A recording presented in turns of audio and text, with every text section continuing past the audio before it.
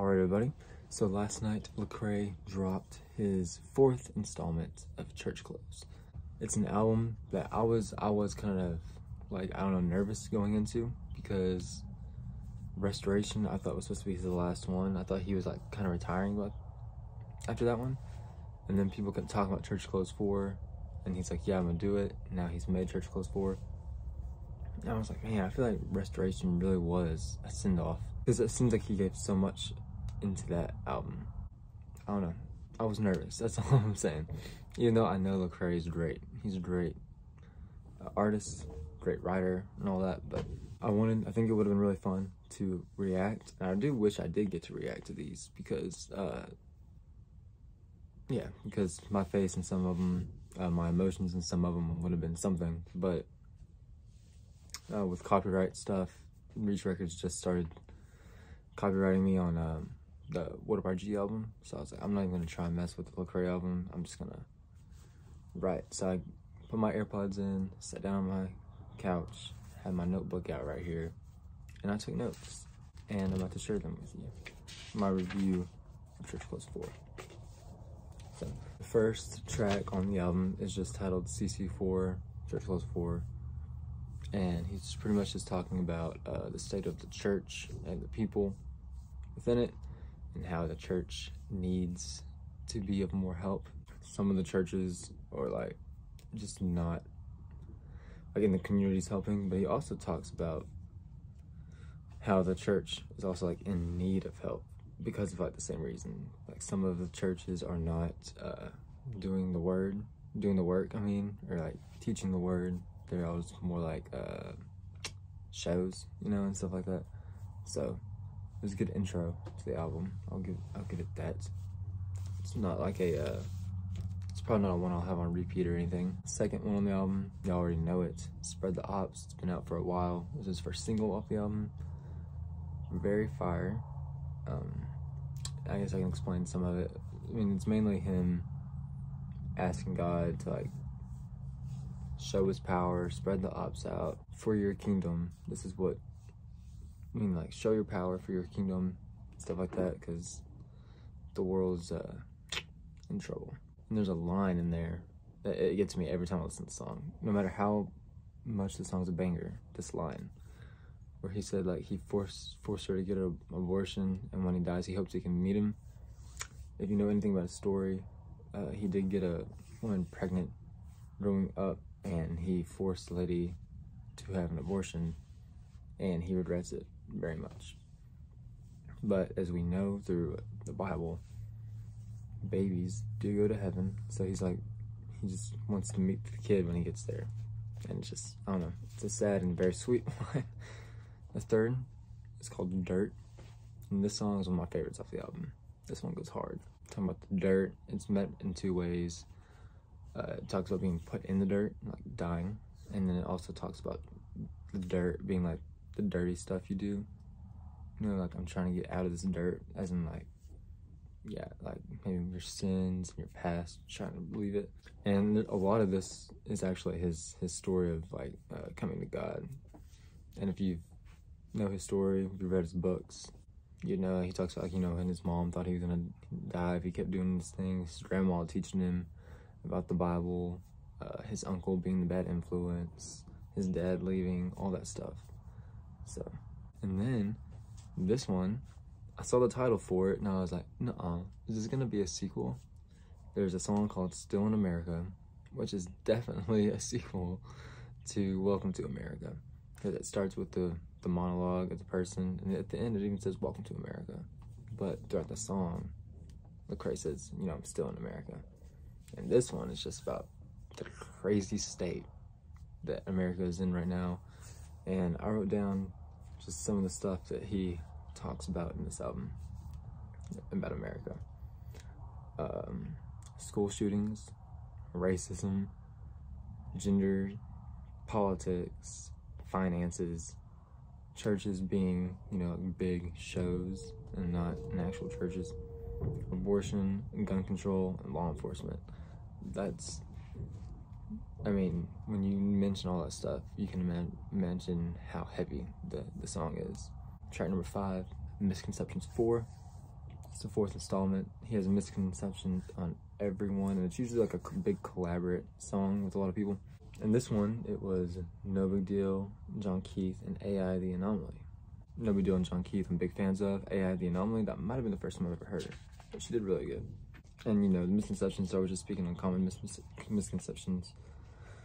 This one kind of talked about hypocrisy and like, I guess like putting limits on God.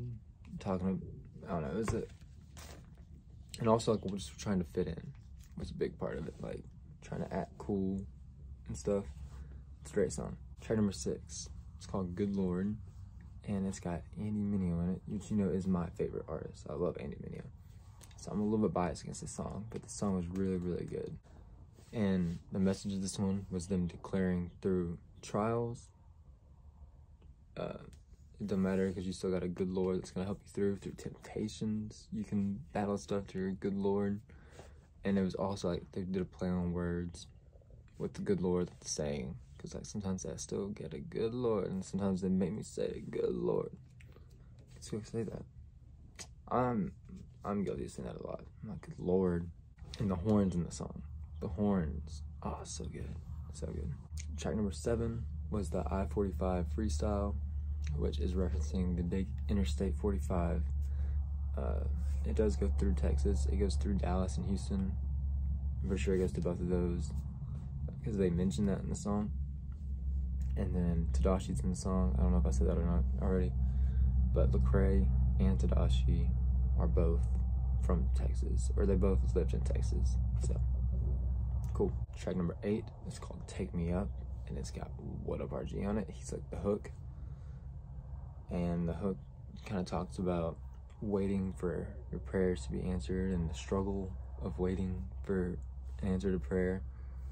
And there's also parts where they just keep saying, take me up, take me up, take me up, which I'm pretty sure is just referencing them looking forward to the rapture where Jesus is gonna take us up. Track number 9 is another one of my favorites. It's called Protect My Peace. And this one, he's just speaking to the haters and all the negativity that comes with like social media, DMs, comments, all that type of stuff. Talking about how sometimes he just got to like throw his phone off, you know. I don't know who was on the hook in this song. I even went to Genius and it didn't list it there. I mean, it also just came out last night, so it was a good song though.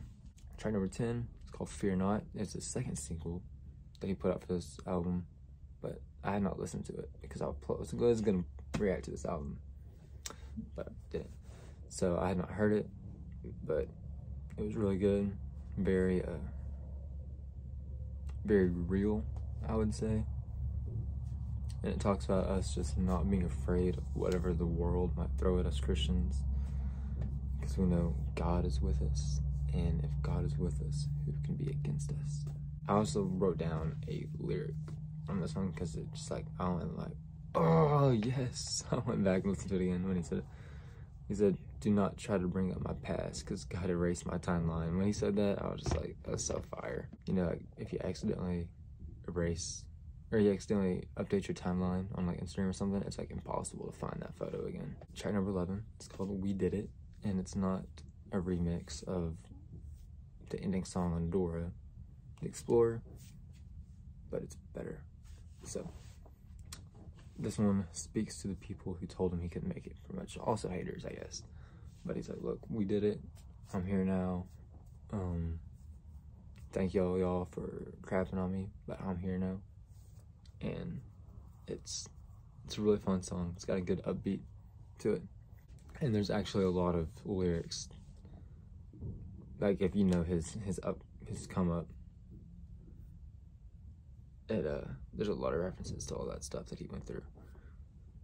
I'm telling you, if you don't know Lecrae's backstory, that he has a couple books, but he's also got like testimony videos on YouTube, and knowing his backstory it really shows in his music. I'm just saying, putting that out there. Number 12, it's called Journey, and I wrote down what the hook was saying, and it pretty much sums up the song. It's not the destination, it's the journey that molds you.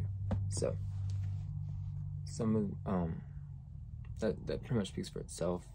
It's not like where you're going, it's like everything you go through to get there. Everything you go through is what makes you, you know? And like, this pretty much is what I was just saying, but these past two songs, Journey and then Deconstruction, they are literally like watching chapters of his books be put into music.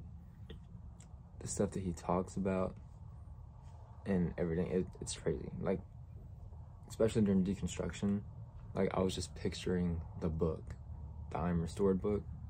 Like, I don't know, it's crazy.